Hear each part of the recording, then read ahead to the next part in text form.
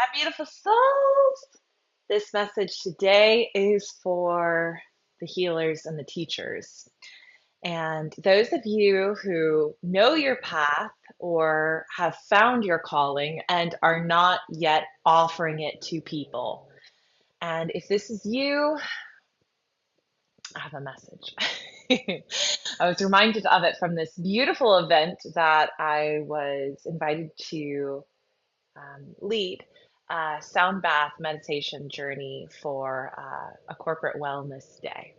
And it was such an honor. It was so beautiful meeting some really spectacular souls and to get to go into an environment that I actually used to work in and I know very well. And to bring my world now into that environment and to give a few moments of medicine to those that I deeply know what it can feel like being in their role, in their position, was a tremendous honor and very rewarding and fulfilling. And it got me thinking. It got me thinking about how, and sometimes you have these moments when you're moving down a path and you have a moment of reflection. You've moved further enough down the path to have some distance to look back on. And I thought back to those times where I almost didn't begin the business. And there were many, I would say there were so many times it was years. That was just like an instant after an instant after an instant, just keeping me delayed and preventing me from just starting. And when I look back on those moments, of course, I can see confidence issue, self-esteem issues, and um, um, feelings of inadequacy. Imposter syndrome is what we call it. And so there were layers of that too, even when I felt very deeply it was time for me to start the business. It was time for me to start the business. And this was back in LA over, um, well, less than a decade. Yeah, maybe 8 years. And wow, it's kind of crazy to think about. It had gotten to the point where people, they weren't even clients, but they were people were just asking me to help them, were share this with me, share this medicine with me. Tell me what you know. What do you do to make yourself happy? What do you do to, just I was getting called off the roof is what Ra calls it for people that have a 6 in their profile. And I felt that even though according to Ra, I wasn't quite at that age yet where that would be happening. I could see it happening. And it was extremely unsettling because of the imposter syndrome that I was feeling and experiencing. Also, if you have a narrative about oversaturation, this is something I want you to look straight on at and remind yourself of how many gas stations are in your town, how many nail salons are there, hair salons, grocery stores, sometimes right across the street from each other. Uh, it's just it's such a false narrative that will keep you in the cycle of procrastination, self-worth, self-esteem issues, and it's rooted in zero truth. There is something you have that no one else will ever have. It is your unique fingerprint. It's your unique vessel and expression that the medicine flows through. And so, 8-ish years ago, when I was in LA and I was beginning my business as an astrologer and a tarot reader, I looked around in LA, in my neighborhood, in my proximity, and I was like, no way in hell anyone needs to come to me. I didn't even think there was a need there because I thought there was oversaturation. I thought of all places, there's so many more well established, potentially better, more intuitive, more gifted, more than me. And I let that story stop and delay me. And it felt like I've described this before, but it felt like I was 2 to 3 years pregnant with something and was just like, nah, it's better you stay in here where I can protect you and where the world can't see you and where the world can't be mean to you and where I don't have to actually show up. It's a comfort zone. And this reminds me again of the nine, the gene key nine Richard speaks about with it, the shadow of inertia. And moving into the expression of the nine is to really genuinely move forward and take that first step, which is the most challenging step by far, because there's zero momentum. You're going from this to we got to go. And that momentum, that getting out of the bed at 5 a.m. But once you're up, right? Like people say this, once I'm up, I'm up. And this is the theory. So once you begin, you're going. We're going to do it. And so that's why I do think people delay so much, is because they know if I begin, I'm going to have to follow through, and I will follow through because I know that the character I have. And that could be a lot of energy. That could be failure. What if this isn't successful? All of the narratives that keep us, again, delayed, blocked, and in procrastination.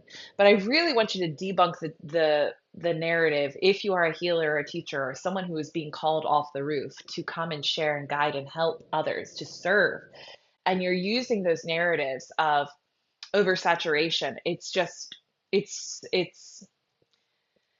the moment you face it, it's gone, because it's rooted in zero facts and all fear. So there was an immediate flood of business for me when I opened up my business in LA as a tarot reader and astrologer. And I had so much fear around being seen and such a lack of self assuredness that I actually used to type out the readings. I would have them send me their birth information, and I was too shy to be on the phone real time with them. I was too repulsed and uncomfortable with the sound of my voice, so I didn't want to record it. Definitely in person, no freaking way. Not with a client, not with someone paying for me to do something for them. I would do it with my friends and the people that I trusted. Of course, I would just like riff with them, but I didn't charge for that. That was also another self esteem issue. Just giving away my medicine for free, which, yes, there is a season for that. I get it. And also, there's helping friends, and I get that. And also, there's boundaries there where the energy begins to be drained, and you have no respect for yourself. So that's was my story. And so people would pay me. People would pay me for these typed out astrological readings, and it took me forever. Oh, there was so much procrastination around even typing and doing the reading because it wasn't natural. My gift is to speak. My gift is to speak in the now. And I was like, I thought that my gift was the complete opposite. And then only through trial and error of moving through like typing out these like 15-page papers, which I used to hate when I did in school, I was like, put me up in front of the class for a speech before I want to go home and write a 20-page paper or 1,000 word, or, these certain parameters that had to be.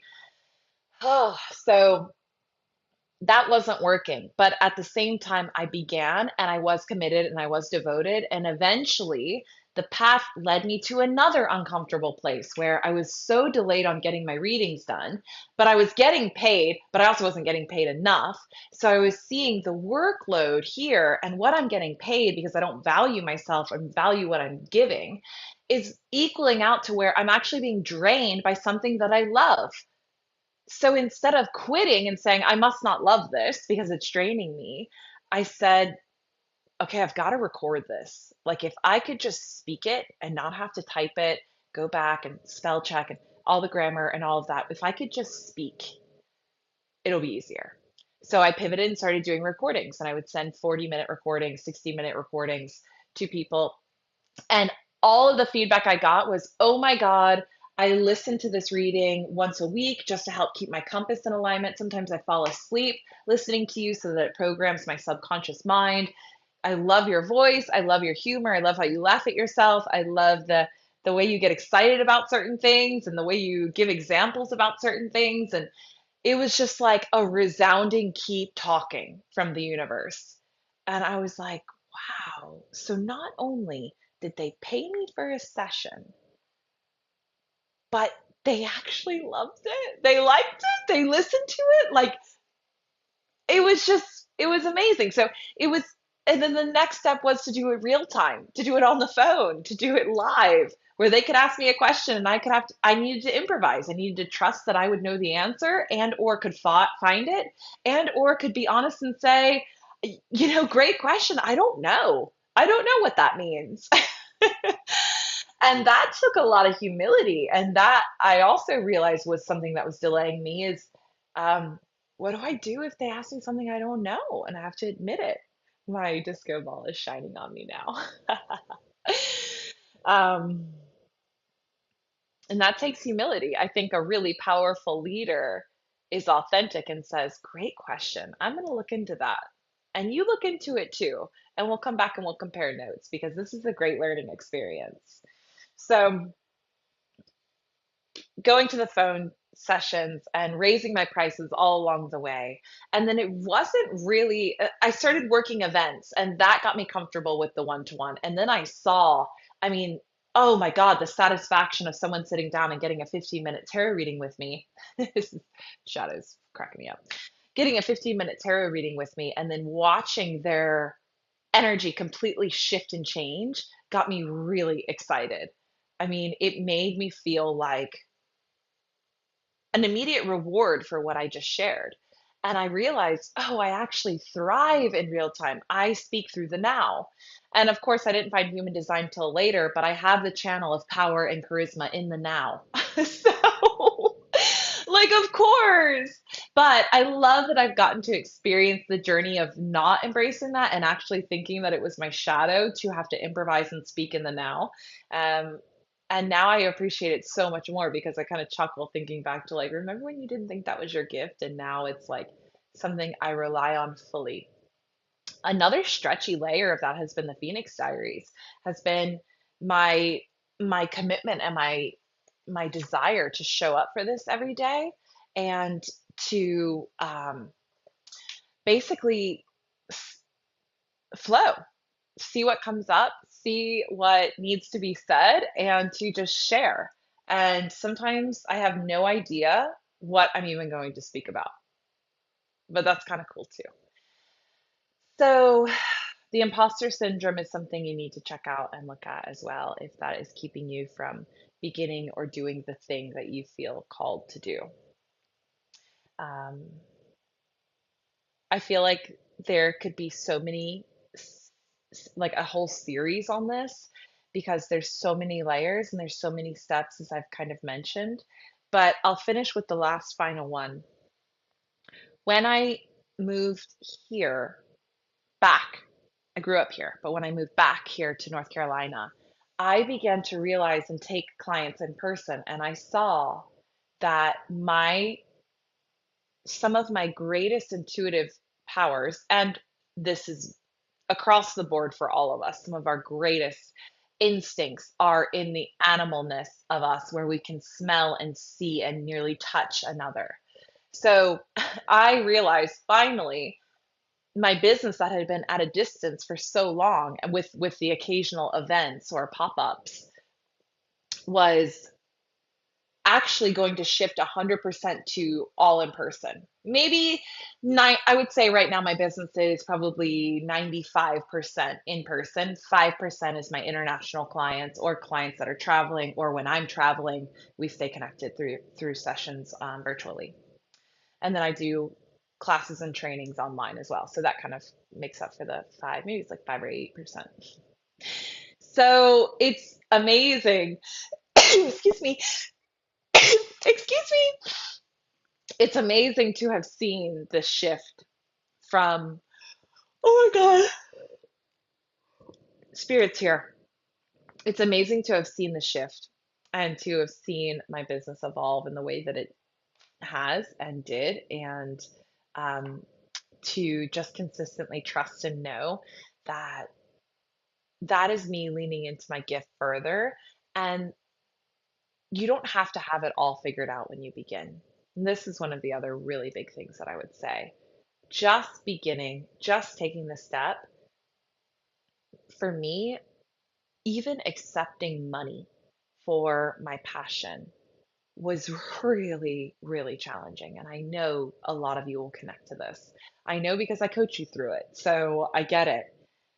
And also, this is where the majority of my clients that I coach, I'm assisting them in remembering their worth. Because when you remember your worth, you will value everything that emanates from you, whether that's your time, your readings, your craft, your physical energy, your physical touch. You will have a value on it because you value you. And so my business ended up being my physical and soul journey as well. It all linked together. The better I got with me as a woman, as a being on this earth, the more abundant my business became, the more expansive it became, the more opportunities came and flowed through me and to me. It's I believe it's the key. I don't think this is just for spirituality. I don't think this is just for readers or witches or priestesses or intuitives or tarot readers. It has to, it's such a foundational piece of us. This has to be across the board. The more you value and respect you, the more you will be valuable and respectable. So I'm really lit up about speaking about this. I talk to a lot of entrepreneurs, spiritual entrepreneurs, and um, corporate people, like I was saying, and nine to fivers, and people that work from home, but for big businesses. All of it is anchored in the same principles, is what I've come to know and come to realize. And um, when it comes down to it, we are all human. We are all similarly flawed and similarly gifted.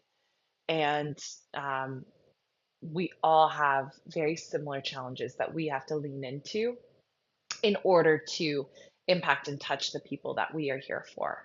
So I will encourage you to reflect, where can I increase my self worth, my self assuredness? Where am I procrastinating and creating fear stories that are delaying me from helping the people that are ready to be served by me? That was, that's the final thing I'll leave you with. That was the big one. I am someone with a sole purpose of service, and it reflects in my human design, it reflects in my Cancer moon, my Sagittarius midhaven, and North Node. I'm here to teach, I'm here to serve, I'm here to guide. And when I thought about it in that way, like the people that I am here to help are waiting on me to get over myself and show up to help them. When I realized that where I am right now on this rung of the ladder, right here, right now, today, is still a couple rungs above someone who is my client, potentially. While I might not be on Tony Robbins's rung of the ladder, maybe I am, maybe I'm not, or Elon Musk or whatever you want to, whoever's in your world that you see is like, oh my God, they're the ultimate. Their brain, their mind, the way they work, like the way they communicate. Jordan Peterson, like it's not about being there at that level. It's about recognizing and owning where you're at and recognizing that you too, 3 years ago, probably needed someone like you right now today to help. So be that person today for that person. And I'm not saying lower, higher is better or whatever. I'm not even saying that your clients are guaranteed worse than you at all. And I really hope I don't even have to preface that, like footnote that, but it's just different. You've set on a path, you've gathered tools that someone else needs because they've been on their own path gathering tools that you might not have.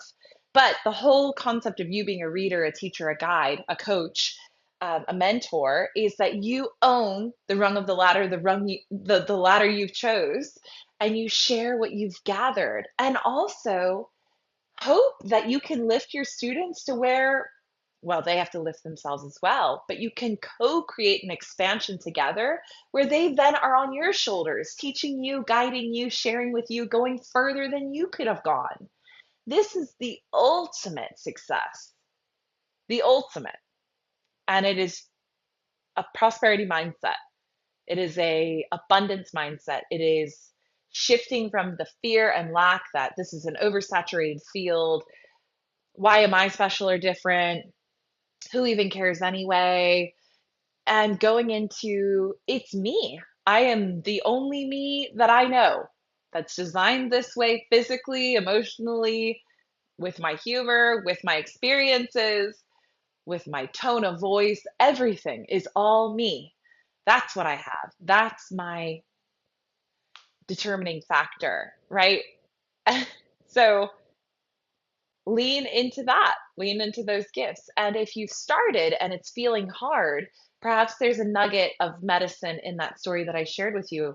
Maybe instead of typing out your readings, you need to just own that you don't love your voice and get through it by speaking. Sometimes you just have to look at the discomfort and say, I'm so sick of this discomfort debilitating me and limiting me and keeping me from my own expansion. So this takes honesty and authenticity and being brave enough and bold enough to look in the mirror and say, I see that. I'm not okay with that. I love you and I'm going to nurture you and nourish you out of this because this is limiting what we are here to do. I love you. I'm passionate about this. Probably share more about this.